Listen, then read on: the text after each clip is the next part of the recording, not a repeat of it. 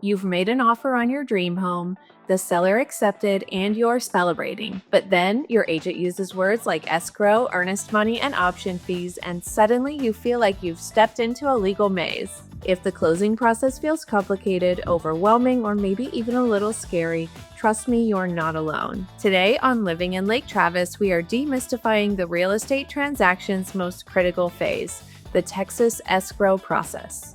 This video is part of our comprehensive series, Buying a Home in Texas, which you can find in the playlist section of our channel. Understanding this period is the key to a stress-free closing. Let's dive into exactly what escrow is and how it works in the state of Texas.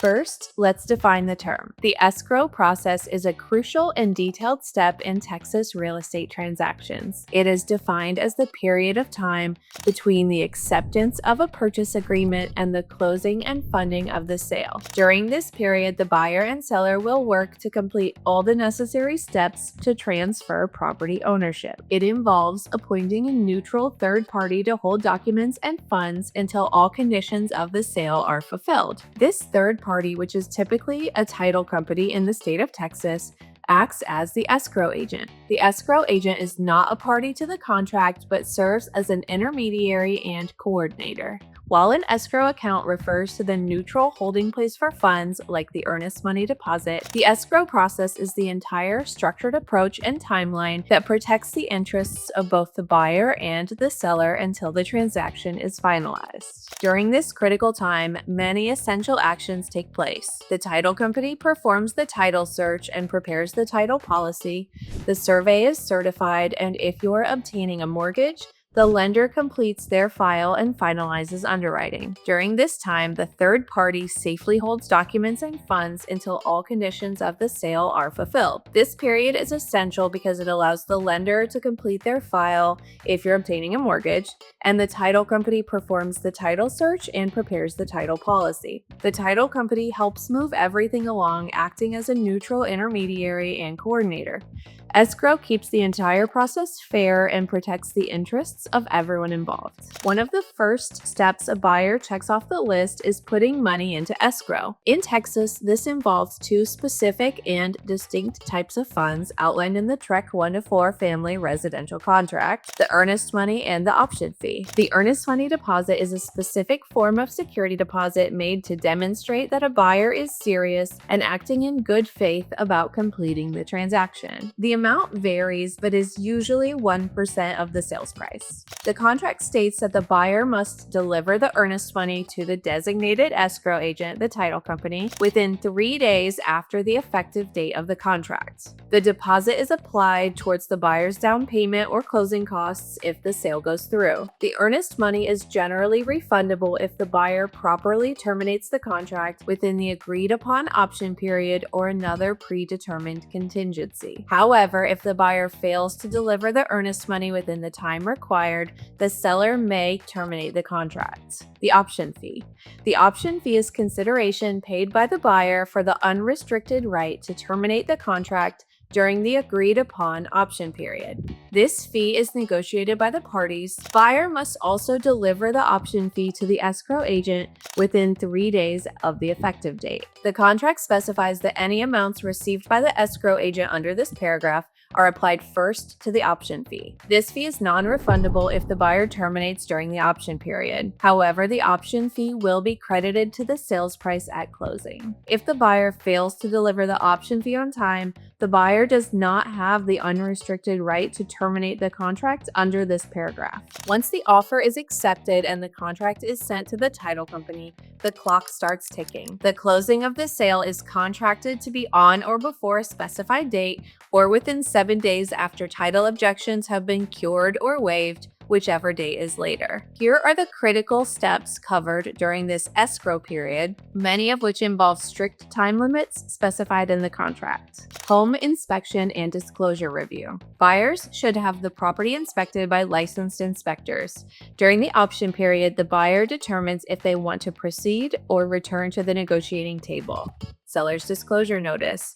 The buyer must receive the seller's disclosure notice. If the buyer does not receive this notice, they may terminate the contract at any time prior to closing and receive a refund of the earnest money. If the seller does deliver the notice, the buyer still has 7 days after receiving it or prior to closing, whichever occurs first, to terminate for any reason and receive the earnest money back. If the buyer and seller agree to repairs, the seller must complete all agreed upon repairs and treatments prior to the closing date. These repairs must be performed by people who are licensed or commercially engaged in the trade, and the seller must provide the buyer with documentation showing the scope of work and payment. Title search, title policy, and survey review. The title company performs a title search to ensure the seller legally owns the property and to uncover any clouds on the title, such as liens. Title commitment. The seller is required to furnish an owner policy of title insurance, the title policy, to the buyer. Within 20 days after the title company receives the contract, the seller shall furnish a commitment for title insurance and documents evidencing exceptions. The survey. The closing process requires attention to the property survey, which must be performed by a registered professional land surveyor and be acceptable to the title company and the buyer's lender. If the seller has an existing survey, they submit it to the title company for review along with a residential real property affidavit or declaration, often referred to as the T-47. Sometimes the title company can use this for closing, but if the title company or the buyer's lender does not accept the existing survey or the accompanying affidavit or declaration, a new survey must be obtained. The contract dictates who bears the expense for this new survey, either the seller or the buyer, based on the box checked in the contract. The buyer's right to object. The buyer may object in writing to defects, exceptions, or encumbrances to title disclosed on the survey or in the commitment. Brokers advise the buyer to have the commitment properly reviewed by an attorney due to the time limitations on the right to object. If timely objections are not cured by the seller within the 15-day cure period, the buyer may terminate the contract and the earnest money will be refunded. Lender appraisal and financing. If the buyer is financing the purchase, the lender orders an appraisal to determine the property's value, ensuring it aligns with the sales price. The appraisal is ordered after the lender confirms that the buyer is qualified to purchase the house. If the appraisal comes in lower than the purchase price, the buyer and seller will need to renegotiate the sales price, or the buyer may be able to cancel the contract if the lender says they will not complete the loan with a lower appraised value. Securing financing and insurance. The buyer must secure funding within the time granted by the contract. The lender will likely ask for additional documentation from the buyer during this time. It is very important that the buyer does not open any new lines of credit or co-sign on any lines of credit during the escrow process. Doing so may cause the lender to deny the mortgage funding. The day before closing, the lender will rerun your credit and verify employment. Homeowners insurance is also required before you can close this sale, and obtaining it should be done as soon as possible. Shop around for quotes and coverage, and consider adding flood coverage even if your new home isn't in a flood zone. Reviewing documents. The HOA documents and the title commitment are delivered during the escrow period. The HOA documents provide information on the rules, regulations, budgets, and fees of the homeowners association. There is generally an option for the buyer to cancel if the HOA documents reveal troubling lawsuits or rules that the buyer cannot follow. If all contingencies are met, we move into the final phase, the final walkthrough.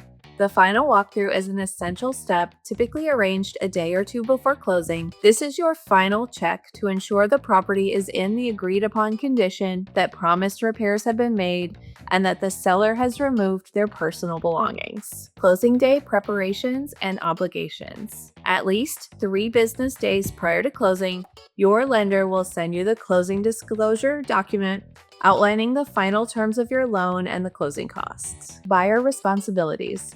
Buyers must arrange for utilities to be transferred to their name and bring certain items to the closing table. At closing, the buyer shall pay the sales price in good funds acceptable to the escrow agent. Closing funds.